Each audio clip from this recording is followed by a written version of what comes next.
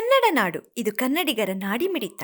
ಆಶಾ ಕಾರ್ಯಕರ್ತೆಯರ ಸಂಘ ಎಐಯುಟಿಯುಸಿ ಬಳ್ಳಾರಿ ಜಿಲ್ಲಾ ಸಮಿತಿ ವತಿಯಿಂದ ಈ ಒಂದು ಬೃಹತ್ ಪ್ರತಿಭಟನೆ ಹಮ್ಮಿಕೊಂಡಿರುವಂಥ ಉದ್ದೇಶ ಅಂತಂದರೆ, ಇತ್ತೀಚೆಗೆ ಕಳೆದ 6 ತಿಂಗಳಿಂದ ನಾವು ಇಡೀ ರಾಜ್ಯ ಮಟ್ಟದಲ್ಲಿ ಬೆಂಗಳೂರಿನ ಫ್ರೀಡಂ ಪಾರ್ಕಲ್ಲಿ ಅಹೋರಾತ್ರಿ 4 ದಿನಗಳ ಹೋರಾಟನ ಮಾಡಿದ್ವಿ.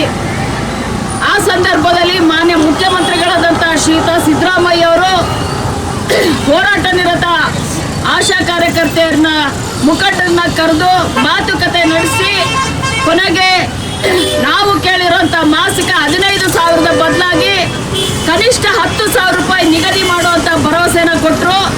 ಹಾಗೇನೆ ಮುಂಬರುವಂಥ ಬಜೆಟಲ್ಲಿ 1,000 ಹೆಚ್ಚಳ ಮಾಡ್ತೀವಿ ಅಂತ ಅನ್ನೋದನ್ನು ಕೂಡ ಹೇಳಿದರು ರಾಜ್ಯ ಸರ್ಕಾರದಿಂದ. ಇಲ್ಲಿಗೆ 6 ತಿಂಗಳಾಗಿ 7 ತಿಂಗಳಾಗಿದೆ.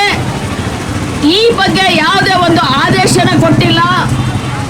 ಹೋರಾಟ ನಿರತಂತ ಹೋರಾಟಗಾರರನ್ನ ಮನೆಗೆ ಕಳಿಸೋದಕ್ಕೆ ಸುಳ್ಳು ಹೇಳಿ ಇವತ್ತು ಆ ಮುಖ್ಯಮಂತ್ರಿಗಳು ಹೋರಾಟಗಾರರನ್ನ ವಾಪಸ್ ಕಳಿಸಿದ್ರು. ಇದು ಇಲ್ಲಿಗೆ ನಿಲ್ಲಲ್ಲ. ನೀವು ಹೇಳಿರೋಂಥ ಸುಳ್ಳು ಎಲ್ಲರಿಗೂ ಅರ್ಥ ಆಗಿದೆ, ಇಲ್ಲಿವರೆಗೂ ಮಾಡಲಾರದ್ದು.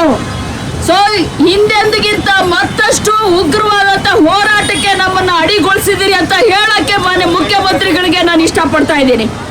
ಅಷ್ಟೇ ಅಲ್ಲ, ಬರೀ ನಮಗೆ ಕೊಟ್ಟಂತ ಮಾತು ಉಳಿಸ್ಕೊಳ್ಳೋದಿರಲಿ, ಇನ್ನೊಂದು ಕಡೆಗೆ ಕಳೆದ 17 ವರ್ಷದಿಂದ ಕೆಲಸ ಮಾಡ್ತಾ ಇರೋಂಥ ಆಶಾ ಕಾರ್ಯಕರ್ತೆಯರನ್ನ ಕೆಲಸದಿಂದ ತೆಗೆದುಹಾಕುವಂಥ ಆದೇಶಗಳ ಮೇಲೆ ಆದೇಶಗಳನ್ನ ಮಾಡಿಕೊಟ್ಟಿದ್ದಾರೆ. ಕೊರೋನಾ ಟೈಮಲ್ಲಿ ನಾವು ನಿಮಗೆ ಬೇಕಾಗಿತ್ತು ಫ್ರಂಟ್ ಲೈನ್ ವಾರಿಯರ್ಸ್ ಅಂತ ಬಿರುದು ಕೊಟ್ರಿ, ವರ್ಲ್ಡ್ನಲ್ಲೇನೆ ಬಿರುದುಗಳು ಕೊಟ್ರು. ನಮ್ಮ ಜೀವ ಪಣಕ್ಕಿಟ್ಟು ಕೆಲಸ ಮಾಡೋದಕ್ಕೆ ನಾವು ಬೇಕಾಗಿತ್ತು. ಇವಾಗ ಉಪಯೋಗಿಸ್ಕೊಂಡು ಬಿಸಾಕೋದಕ್ಕೆ ನೋಡ್ತಾ ಇದ್ದೀರಾ ಅಂತ ನಾವು ಪ್ರಶ್ನೆ ಮಾಡ್ತಾ ಇದ್ದೀವಿ. ಅಷ್ಟೇ ಅಲ್ಲ, ಈಗಾಗಲೇ ನಾವು ಕೆಲಸ ಮಾಡ್ತಾ ಇರೋದ್ರಿಂದನೇ ಲಕ್ಷಾಂತರ ಮಹಿಳೆಯರು ಮಕ್ಕಳ ಜೀವ ಉಳಿಸಿದೀವಿ. ಸಾಂಕ್ರಾಮಿಕ ರೋಗಗಳನ್ನ ತಡೆಗಟ್ತಾ ಇದ್ದೀವಿ. ಈ ಸಂದರ್ಭದಲ್ಲಿ ಜನಸಂಖ್ಯೆ ಹೆಸರಿನಲ್ಲಿ, ಮೌಲ್ಯಮಾಪನದ ಹೆಸರಿನಲ್ಲಿ ನಮ್ಮನ್ನೇನೋ ತೆಗೆಯುವಂತ ಆದೇಶಗಳನ್ನ ಮಾಡಿದ್ದೀರಿ. ಇದನ್ನ ಒಪ್ಪೋದೇ ಇಲ್ಲ.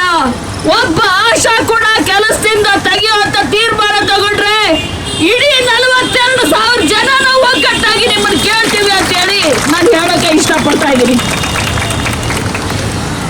ಸಮಗ್ರ ಸುದ್ದಿಗಳಿಗಾಗಿ ತಪ್ಪದೆ ನೋಡಿ ಕನ್ನಡ ನಾಡು ವಾಹಿನಿ. ಸಬ್ಸ್ಕ್ರೈಬ್ ಮಾಡಿಕೊಳ್ಳಲು ಕೂಡಲೇ ಪಕ್ಕದಲ್ಲಿ ಕಾಣುವ ಬೆಲ್ ಐಕಾನ್ ಕ್ಲಿಕ್ ಮಾಡಿ ನೋಟಿಫಿಕೇಶನ್ ಪಡೆಯಿರಿ.